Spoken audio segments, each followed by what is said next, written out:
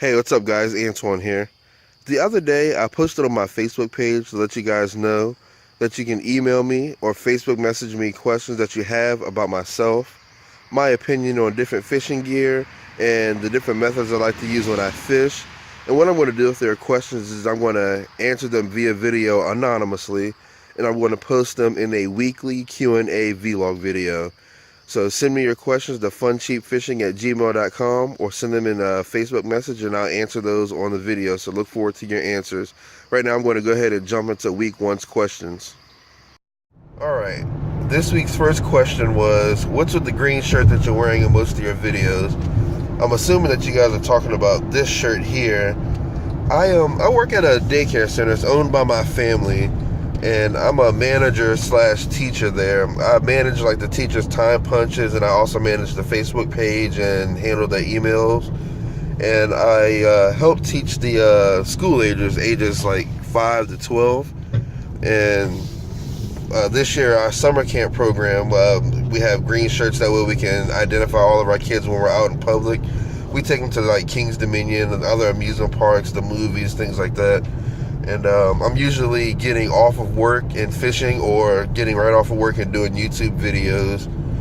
And yeah, that's why I'm usually wearing a green shirt like this. I have like 10 of them, so it's not the same shirt all the time. So don't want you guys to get nervous about that.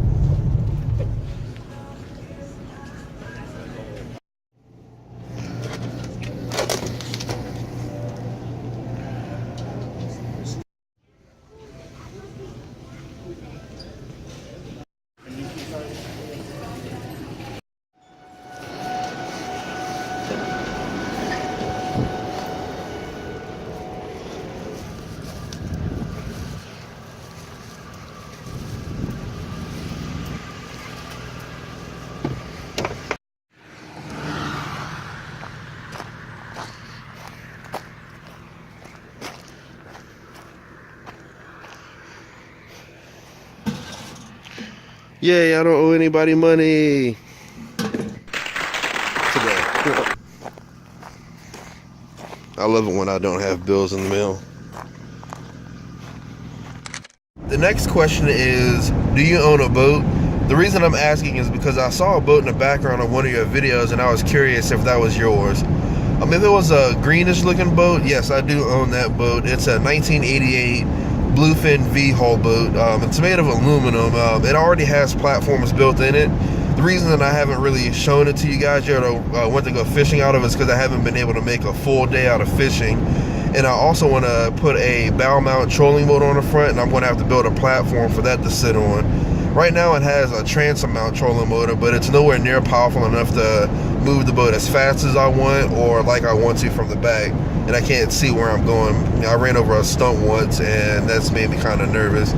So I want to be able to control it from the boat where I can see things. I also own one of those inflatable boats. I think it's made by Seahawk. I'll put the name brand down in the description below, so I can be accurate on that. It says it's a two-person boat, but me being a big fella, I can only fit in there by myself. I've taken it fishing like quite a few times.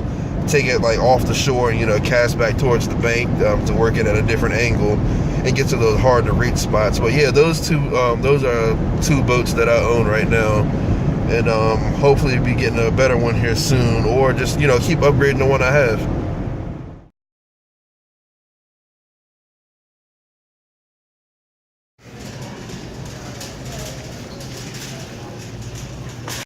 Oh, I gotta get a case of paper for work. We go through this stuff like crazy.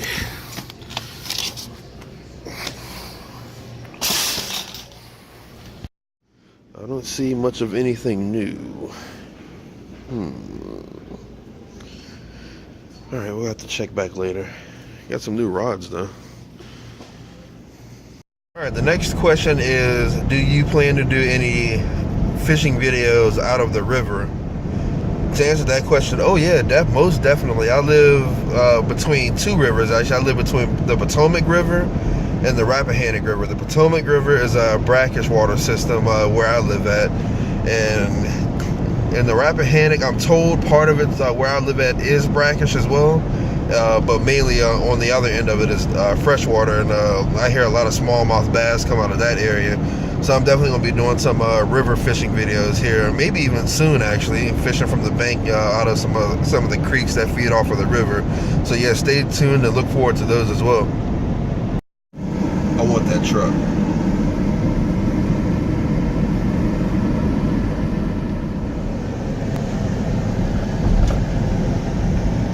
The next question comes from one of my daycare kids. They found out I have a YouTube channel and they wanted to ask a question. The question is, what's the biggest fish you've ever caught? The biggest fish I've ever caught was a 13-pound rockfish, or striped bass is what is also known as.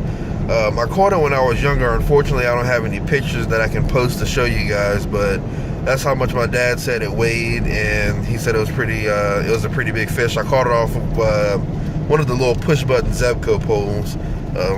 I do remember catching it. I just don't remember it being all that big, but you know how fishing stories are, you can embellish a little bit. So. This is where they say a lot of the smallmouth bass are, right here where it's shallow at and it's clear.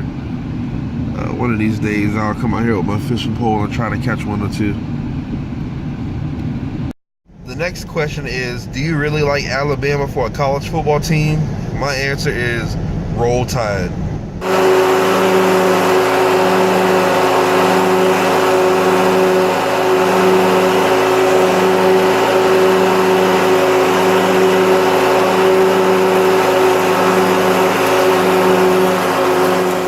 Question. Sorry guys, I'm going to sound a little stuffed up on this question because I just got finished cutting grass and I have some bad allergy problems.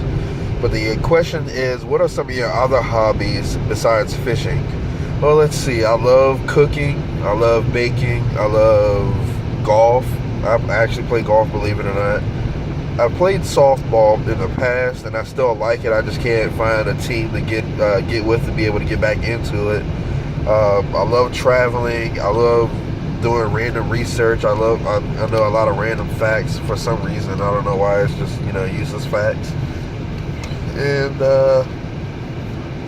I used to be a video gamer. I've kind of backed off of video games, but every once in a while I'll pick up the sticks and I'll play a little bit.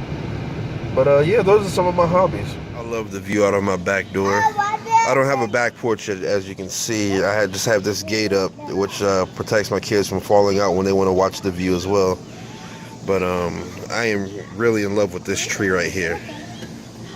It's just big and majestic, and I want to do something with it. If I don't move, we decide to buy this house, I want to maybe put a tree house up there, or maybe just a tree swing. Hey guys, I want to give you a quick tour of my man cave.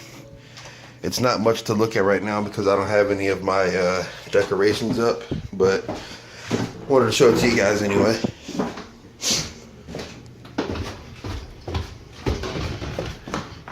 I'll use that side over there for storage, as you can see. But this side is my man cave. My kids play over here sometimes when I'm not down here. But, a couple couches and a big screen. I was watching golf down here earlier, so direct access to the backyard. There's that tree I love again. The last question I'm going to put on this Q&A vlog is this: what rod and reel combo did you start out with when you first learned how to fish, and what do you think is the best now to start out with for the average user? The rod and reel combo I started out with was one of those push button poles. I believe it was a Zebco 404. I mean, I still use it today. That's because that's what I learned with. I've gotten comfortable with it, even like fixing them. But what I would recommend for a fisherman who's just starting out, I would recommend a spinning combo. They look like this if you don't know what they look like, but brand is personal preference. Me, I've I try to keep it cheap, and I've gone with the Shakespeare brand. This is the Shakespeare Durango. If you want more information on the different rods and reels that I have, I'll post a link to the fishing arsenal in the description of this video. But here's why you don't use one of those push button poles when you're first starting out. Here is why I don't recommend starting out with one of the push button poles if you're trying to get into fishing. A lot of times when you go to try to cast these, they'll bird nest inside the spool. And my son, he got a little frustrated and tried to pull it out on his own, and this is what happened. But honestly, they do have a lot of casting problems. Me, I've learned how to fix them really quick and, you know, get on with fishing. So that's what I've learned since I was younger.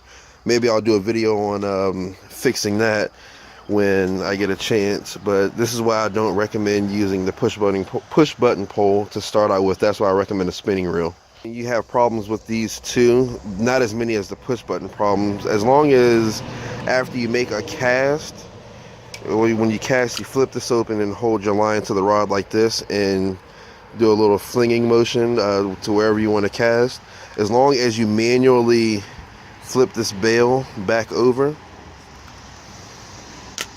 like that, do it with your hands, you won't get a little loop inside of the spool, and that causes a lot of problems too, almost equivalent to a bird's nest, and most of the time you may be cutting line trying to fix it. I want to end this Q&A vlog here. Here comes Gavin. Say hi, Gavin. Oh, I see you got some leftover breakfast on your face there. But if you guys have any questions that I didn't answer today, please email me at funcheapfishing@gmail.com. I'll post it right here, or Facebook message me on the Fun Cheap Fishing Facebook page, and I will answer your question immediately. But I'm going to put it in a Q&A vlog video that I'm going to try to post every Wednesday. But like I always say, please get out there on the water. Fishing is a really fun sport. I know you'll have fun doing it. And get out there, see what you catch, and have fun fishing and fish for cheap. Y'all have a good day.